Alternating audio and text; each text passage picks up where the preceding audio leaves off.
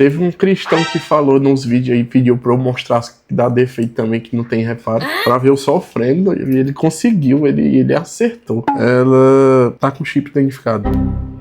Aí é Roberta Miranda pra ela. Vai com Deus.